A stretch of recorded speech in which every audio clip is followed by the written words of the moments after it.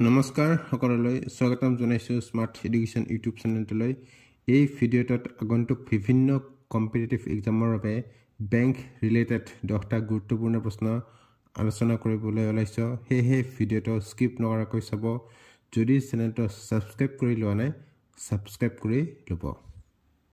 প্ৰথম প্ৰশ্ন, দি first bank established in India was. ভাৰতত স্থাপিত প্ৰথম বেংক আছিল। শুদ্ধ উত্তৰটো হ'ল দি বেংক অফ হিন্দুস্তান।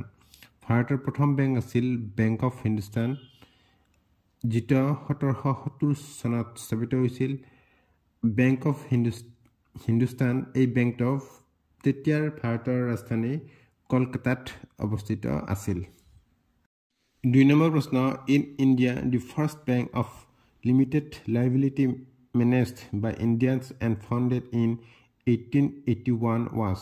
ভাৰতত ভাৰতীয়সকলে পৰিচালনা কৰা আৰু 1881 চনত প্ৰতিষ্ঠা কৰা সীমিত দায়বদ্ধতাৰ প্ৰথম বেংক আছিল। শুদ্ধ উত্তৰটো হ'ল B Oudh commercial bank. Oudh commercial bank 1881 চনত ফৈজাবাদত স্থাপিত এটা ভাৰতীয় বেংক আছিল আৰু 1958 চনলৈকে পৰিচালনা কৰিছিল। এইটো ভাৰতৰ প্ৰথম বাণিজ্যিক বেংক আছিল। 3 নম্বৰ প্ৰশ্ন, what is the animal on the insignia of the RBI। RBIৰ চিহ্নত থকা জন্তুটো কি? শুদ্ধ উত্তৰটো হ'ল বি টাইগাৰ। ভাৰতীয় ৰিজাৰ্ভ বেংকৰ চিহ্নৰ ওপৰত থকা জন্তুটো হৈছে বাঘ। RBIৰ চিহ্নত এটা তাল গছ অন্তৰ্ভুক্ত কৰা হৈছে।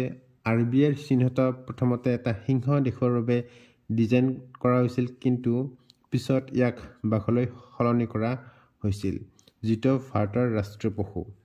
RBIৰ লোগো ইষ্ট ইণ্ডিয়া কোম্পানীৰ ডাবুল মহৰ সোণৰ মুদ্ৰাৰ দ্বাৰা অনুপ্ৰাণিত হৈছিল। RBIৰ প্ৰতীক চিহ্নৰ ডিজাইনে ভাৰতীয় ৰাষ্ট্ৰীয় প্ৰতীক অশোকৰ সিংহ ৰাজধানীক প্ৰতিফলিত কৰে। লোগোখনত থকা তাল গছটোৱে ভাৰতৰ কৃষিমূলক প্ৰতিনিধিত্ব কৰে। ভাৰতীয় ৰিজাৰ্ভ বেংক আইন 1934 চনৰ অধীনত 1935 চনৰ 1 এপ্ৰিলত RBI প্ৰতিষ্ঠা কৰা হৈছিল। RBIৰ মুখ্য কাৰ্যালয় মুম্বাইত অৱস্থিত। 4 নম্বৰ প্ৰশ্ন, the largest public sector bank in India is. ভাৰতৰ সৰ্ববৃহৎ ৰাজহুৱা খণ্ডৰ বেংক হৈছে। শুদ্ধ উত্তৰটো হ'ল B State Bank of India. State Bank of India বা SBI হৈছে ভাৰতৰ সৰ্ববৃহৎ ৰাজহুৱা খণ্ডৰ বেংক। সম্পত্তিৰ ফালৰ পৰা SBI হৈছে ভাৰতৰ সৰ্ববৃহৎ বেংক, যাৰ বজাৰ অংশীদাৰিত্ব 23%। ই দেশৰ সৰ্ববৃহৎ ঋণদাতা, যাৰ মুঠ ঋণ আৰু জমা বজাৰৰ 25% অংশ আছে। সমগ্ৰ ভাৰতত SBIৰ 22,500টা শাখা আছে আৰু প্ৰায় 2,50,000 কৰ্মচাৰীৰ সৈতে SBI হৈছে ভাৰতৰ 10ম সৰ্ববৃহৎ নিয়োগকৰ্তা। 5 নম্বৰ প্ৰশ্ন, which among the following is the oldest development financial institutions of India. তলৰ কোনটো ভাৰতৰ আটাইতকৈ পুৰণি উন্নয়ন বিত্তীয় প্ৰতিষ্ঠান? শুদ্ধ উত্তৰটো হ'ল ডি IFCI বা industrial finance corporation of India. IFCI বা industrial finance corporation of India 1948 চনৰ 1 জুলাইত প্ৰতিষ্ঠা কৰা হৈছিল। 6 নম্বৰ প্ৰশ্ন, the headquarters of IMF and world bank R located at. IMF আৰু বিশ্ব বেংকৰ মুখ্য কাৰ্যালয় অৱস্থিত। শুদ্ধ উত্তৰটো হ'ল D both Washington DC। IMF বা ইণ্টাৰনেশ্যনেল মনিটাৰী ফাণ্ড আৰু ৱৰ্ল্ড বেংক বা বিশ্ব বেংক দুয়োটা মুখ্য কাৰ্যালয় ৱাশ্বিংটন DCত অৱস্থিত। 7 নম্বৰ প্ৰশ্ন, SEBI mutual fund regulations came up in which of the following years. পৰৱৰ্তী কোনটো বছৰত SEBI মিউচুৱেল ফাণ্ড নিয়মাৱলী প্ৰৱৰ্তন কৰা হৈছিল?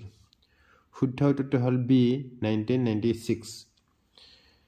Securities and Exchange Board of India SEBI mutual fund নিয়মাৱলী প্ৰথমবাৰৰ বাবে 1993 চনত ঘোষণা কৰা হৈছিল আৰু 1996 চনত সম্পূৰ্ণৰূপে সংশোধন কৰা হৈছিল। নিয়মাৱলীবোৰৰ সময়ে সময়ে সংশোধন কৰা হয় আৰু শেষবাৰৰ বাবে 2023 চনৰ 18 আগষ্টত সংশোধন কৰা হৈছিল। 8 নম্বৰ প্ৰশ্ন, which bank has been declared the best small bank for 2016? 2016 বৰ্ষৰ বাবে কোনটো বেংকক সৰ্বশ্ৰেষ্ঠ ক্ষুদ্ৰ বেংক হিচাপে ঘোষণা কৰা হৈছে? শুদ্ধ উত্তৰটো হ'ল চি, কৰুৰ বৈশ্য বেংক। কৰুৰ বৈশ্য বেংক 2016 বৰ্ষৰ শ্ৰেষ্ঠ ক্ষুদ্ৰ বেংক হিচাপে নিৰ্বাচিত কৰা হৈছে। কৰুৰ বৈশ্য বেংক পৰিচালক সঞ্চালক কে ভেংকটৰমণে মহাৰাষ্ট্ৰৰ মুম্বাইত অনুষ্ঠিত এক অনুষ্ঠানত মহাৰাষ্ট্ৰ চৰকাৰৰ বিত্ত আৰু পৰিকল্পনা মন্ত্ৰী সুধীৰ মুনগন্টিৱাৰৰ পৰা এই বঁটা লাভ কৰে। 9 নম্বৰ প্ৰশ্ন, which of the following banks was inaugurated by Mahatma Gandhi in 1919? 1919 চনত মহাত্মা গান্ধীয়ে নিম্নলিখিত কোনটো বেংক উদ্বোধন কৰিছিল? শুদ্ধ উত্তৰটো হ'ল D, union bank of India. 1919 চনৰ 11 নৱেম্বৰত বম্বে, বৰ্তমানৰ মুম্বাইত ছেঠ সীতাৰাম পোদ্দাৰৰ দ্বাৰা ইউনিয়ন বেংক অফ ইণ্ডিয়া প্ৰতিষ্ঠা কৰা হৈছিল। মহাত্মা গান্ধীয়ে এই বেংকৰ কৰ্পৰেট কাৰ্যালয় উদ্বোধন কৰিছিল। 1969 চনত এই বেংকটো ৰাষ্ট্ৰীয়কৰণ কৰা হয় আৰু ৰাজহুৱা খণ্ডৰ বেংক হিচাপে পৰিগণিত হয়।